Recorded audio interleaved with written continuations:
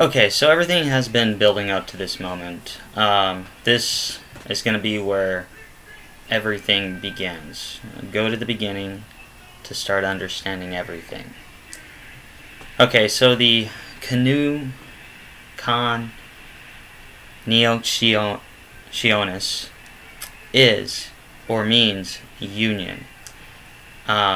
So it is the Latin term that it basically means union, but it's also the foundation of consciousness or uniting consciousness, and in itself is consciousness. I personally consider it the all or a portion of the all because we are the all combined. Consciousness is the effect. Consciousness is the effect of the ego against the self. Probably like a Lucifer versus God situation. It was like the Lucifer experiment, per se. So, in the whole story, Lucifer is a part of God, and Lucifer goes away from God because he doesn't agree with him anymore. And that's kind of like the portion that we're talking about. When the ego said, no, I'm not going to listen to the self anymore. I know for myself better than what the self knows. So, and that's kind of like the framework that we're looking at. The ego separated from the self, and even though the ego is fake, it's a very complicated situation. And even though the ego is fake, it still is rebelling against the ideas of the self. So that's in essence is your ego is the rebellion against the real you. Okay. So, to quote Edinger, on the one hand, the efforts of the ego create the coniunctio, but on the other, fate decides, and the ego is a victim of its decision over its head or in defiance of its heart, as Jung puts it. So, and this kind of follows up the whole thing, is kind of like you can relate this term to like Adam and Eve, to Lucifer and God, to anything, to the Greek legends of the rebellions that happened with the gods. All this stems from this. The ego is essentially the rebel of the self. Alright, and now we're gonna the Philosophorum, or the son of the philosophers, relate to the creation of the consciousness because the alchemists called themselves philosophers. So the coniunctio is the son of the alchemists. The ego plays an important role in creating the consciousness. In the Philosopher's Stone says, "Then it was the first I knew my son, and we two came together as one. Therefore, my son was also my father, and I bore the mother who gave birth to me." Okay, and so what this means is that the unconsciousness gives birth to the ego, and that the ego impregnates the unconsciousness that gives birth to the self. So the ego is the parent of the rebirth of the unconscious self.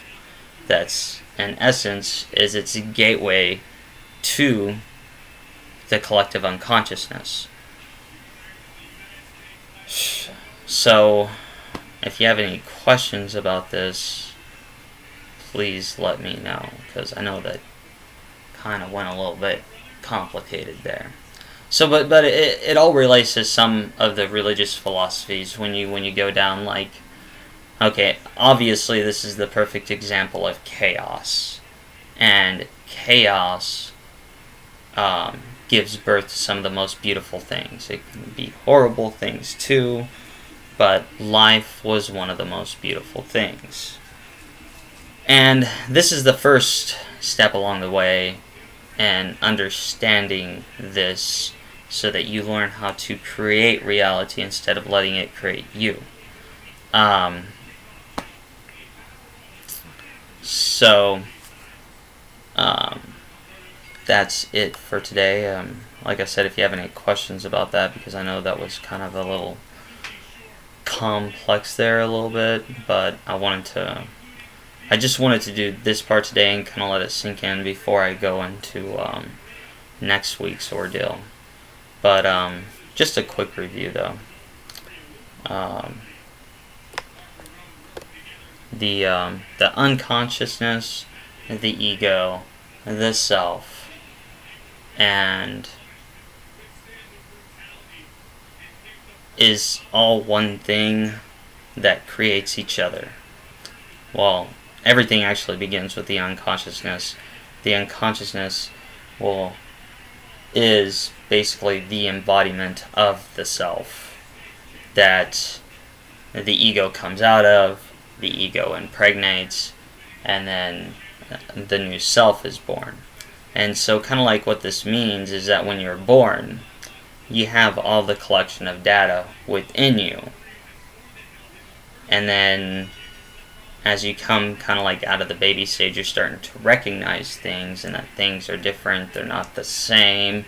This kind of like causes you to want to learn, to kind of like understand things. And this is where the unconscious creates your ego, and your ego then takes this data and kind of like gives it back to your unconsciousness, which creates a new self.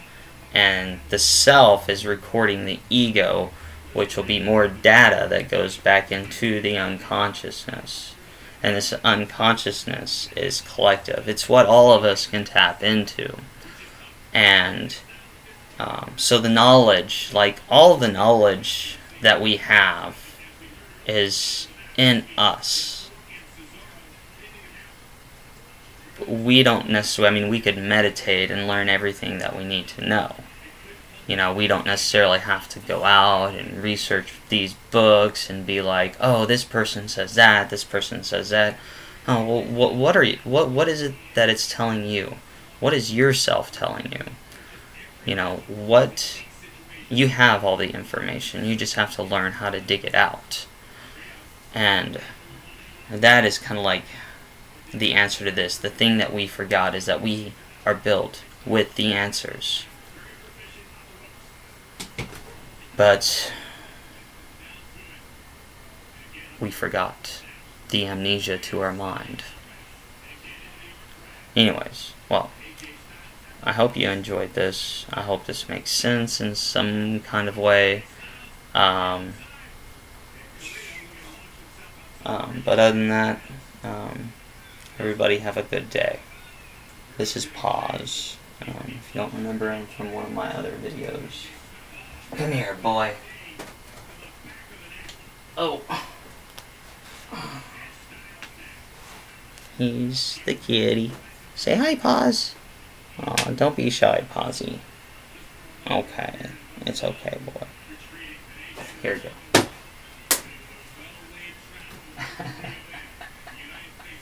Alright. Anyways, you guys have a good one. Peace. Bye.